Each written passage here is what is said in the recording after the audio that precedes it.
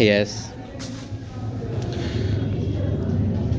सभापति महोदय, अब मैं आर्थिक मामलों पर आना चाहता हूँ। मैं अधिक समय नहीं लूँगा। इस बात को सभी स्वीकार करेंगे कि तीव्र गति से हमारी प्रगति हो, इसका प्रबंध किया जाना चाहिए। इसके लिए ऐसा वातावरण बनाने की आवश्यकता है जिससे उत्पादन बढ़ सके और उपभोग में लोग संयम से काम ले सकें। हर बजट को और हर कर प्रस्ताव को इसी कसौटी पर कसा जाएगा तो क्या उससे उत्पादन बढ़ता है? क्या वितरण में समानता आती है?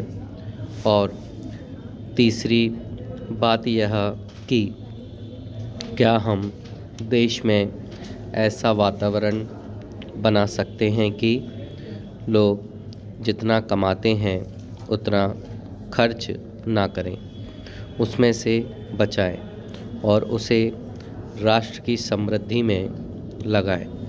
अगर इस कसौटी पर सरकार की आर्थिक नीतियां कसी जाएं तो मुझे लगता है कि उनमें पर्याप्त सुधार की गुंजाइश है। मैं वित्त मंत्री की कठिनाई को समझ सकता हूँ। विकास की आवश्यकता अधिक धन की मांग करती है। राज्य सरकारें अधिक टैक्स लगाने के लिए तैयार नहीं हैं। मैं केंद्र से कर्जा लेकर अपना काम चलाना चाहती है। वहाँ कोई वित्तीय अनुशासन नहीं है। यह सारा बोझा केंद्र को उठाना पड़ेगा और केंद्रीय सरकार कठिनाई में पड़ेगी।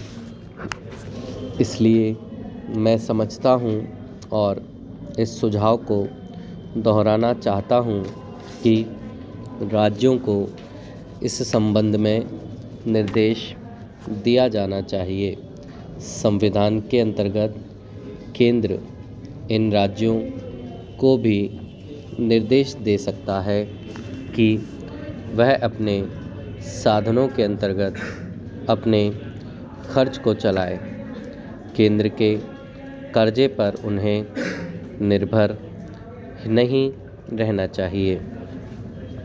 विशेष परिस्थितियों में कर्जा दिया जा सकता है, लेकिन कर्जा लेकर ही अपना काम चलाना यह उनका स्वभाव नहीं बनना चाहिए।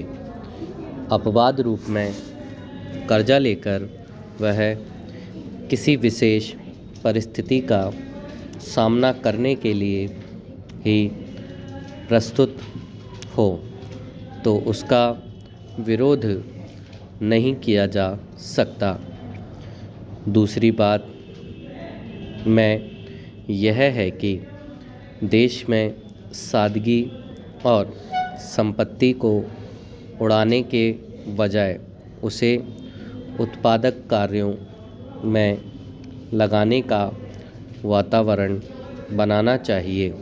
मैं नहीं जानता वित्त मंत्री महोदय इससे कहाँ तक सहमत होंगे, लेकिन आज देश में समाजवाद की चर्चा बहुत होती है।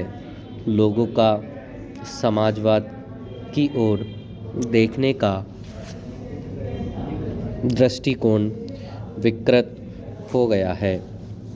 हमें क्या मिलता है इस ओर ज़्यादा ध्यान देते हैं।